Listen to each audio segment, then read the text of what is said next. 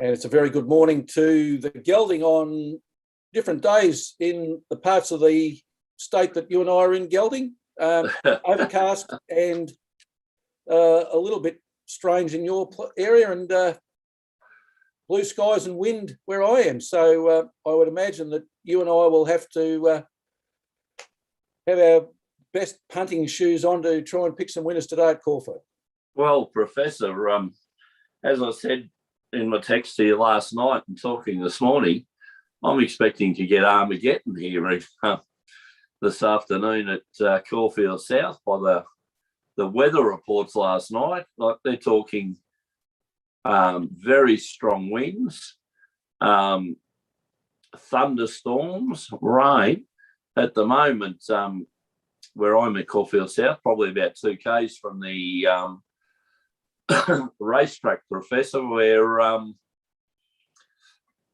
there's no wind at all, but it is pretty grey. So, I suppose we've got another thing to consider today is the weather. Excuse me, Professor.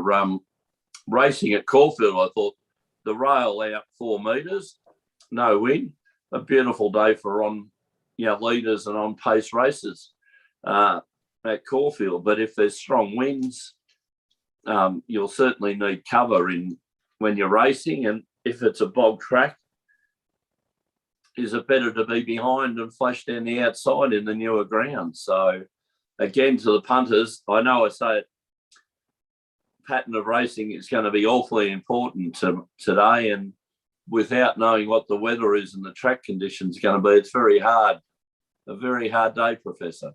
Well, currently, Gelding, the track's rated a soft 6.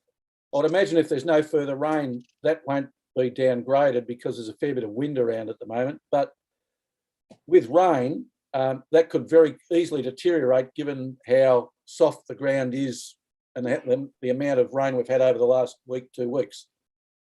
Well, a lot depends on when we get it, Professor. Like if the rain comes at 12 o'clock, we could be on a heavy 10.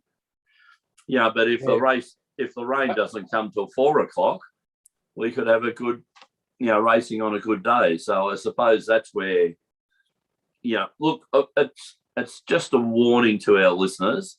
These things, when you're trying to do tips at 10 o'clock on a Saturday morning, the race isn't for another 6 hours or something.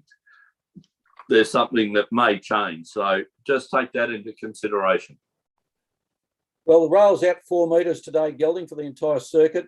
There's 9 races at the track, the first at 12:05 p.m, so a little bit later start. We better say that punters in Victoria better make the most of the racing today because the netties are going on holiday for a week, Gelding. What's going on there?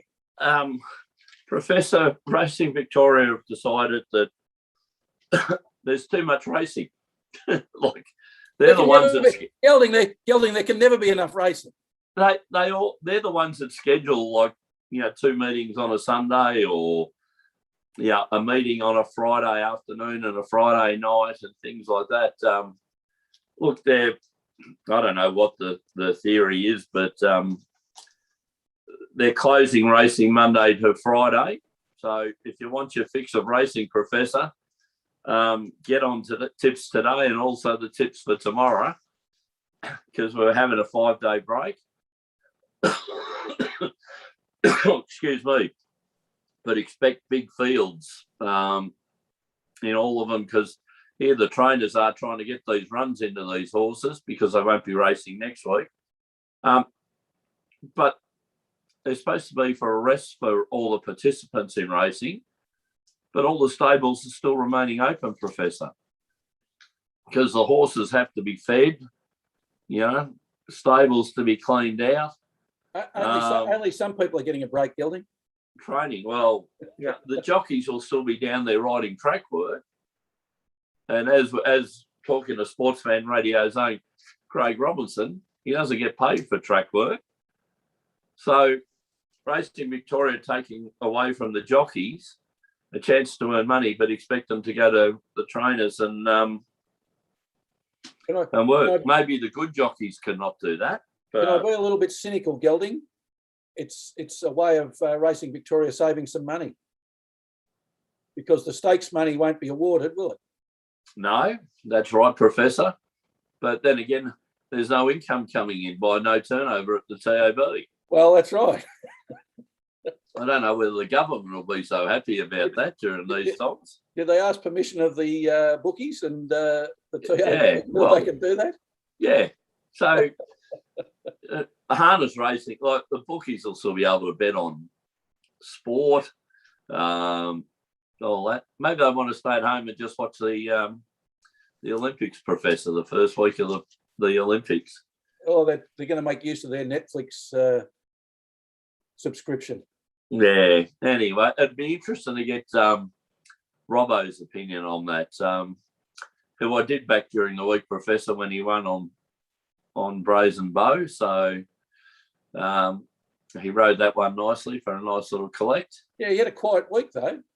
Yes, he did have a quiet week, but those things happen. Those things happen. That's racing, Professor. It is. All right, Gelding, your best two tips for today's Caulfield meeting are? Oh, Professor, the first one I've gone for is at 150 today. So looking out the window, hoping that the rain stays away for this one. Look, I like race 4, number 6, Miss Albania. Cranbourne trained horse by Zhukovic, ridden by Craig Williams, carrying 54 kilos, Professor. What I'm looking for today on this track with the unknown is good jockeys, who will be able to pick up the situation. This horse back from a spell. Before that was beaten by La Mexicana, who is the danger in this race. The reason I didn't go La Mexicana, which is one of our horses, Professor, is because of the 60 kilos in the rain. So keep an eye out for that. But, Miss Albania, it's had a couple of jump outs. It's gone very well. 5 starts for 3 wins, Professor, a second and a third.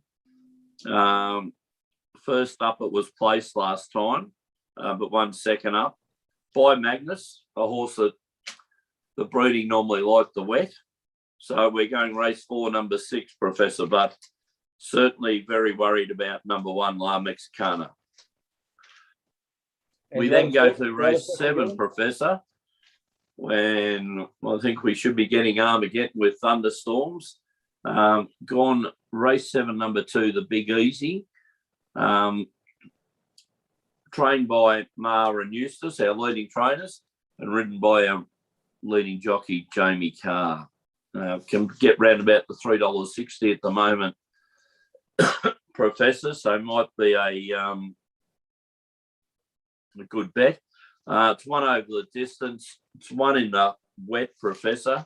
So look over the distance, 1,200. It's 1 over that. Should, just looking for the form on it, Professor. Look, hopefully should get up. It's 1 in Sydney last start. First up, Professor, 3 starts for a winner. So look, it's 1 over the distance. I just like the jockey and the trainers, Professor, so we'll see how we go from there. And what do you like, Professor?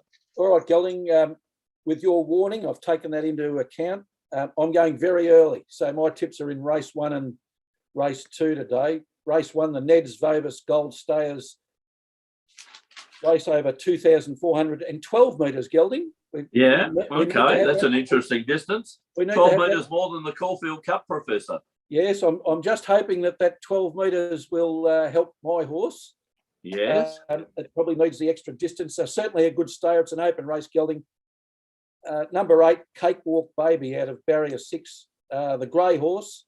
For those who'll be watching, 10 starts for 2 wins and 4 placings. So it's got a win rating of 20%, a place rating of 60%.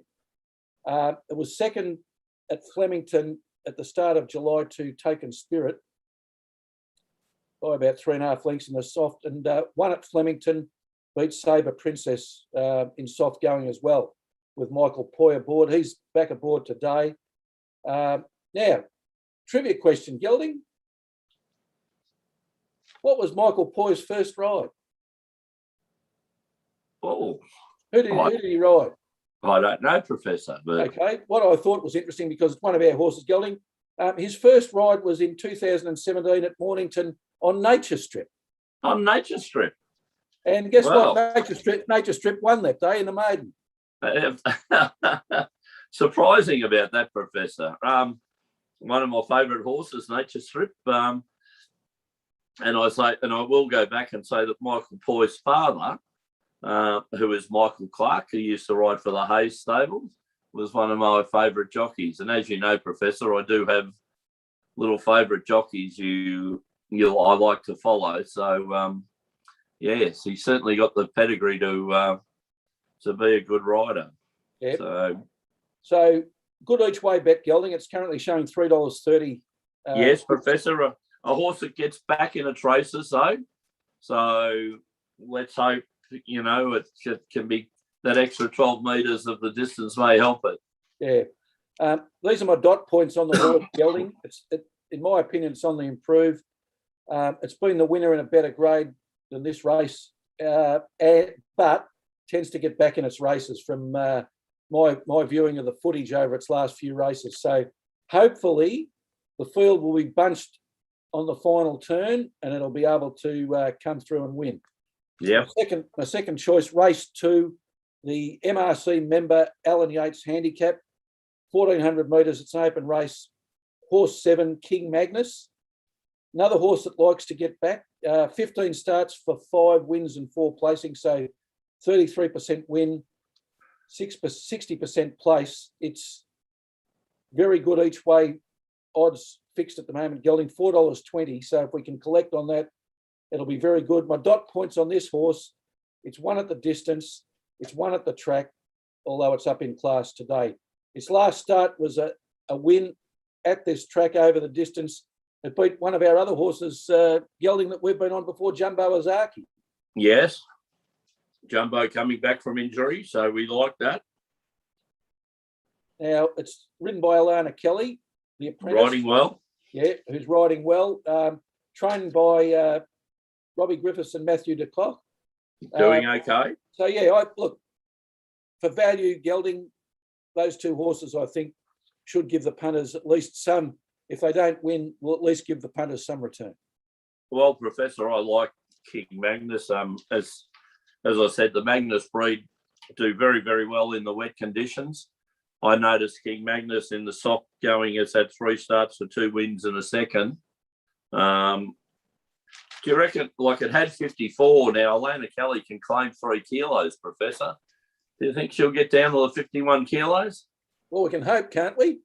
Yeah. So if you've got a horse that can handle the soft going, carrying 51 kilos, you've got to be a chance to be flying home, don't you? Yes, Gelding, and that's what it does in its races. So yeah, another race where we want them bunched on the turn.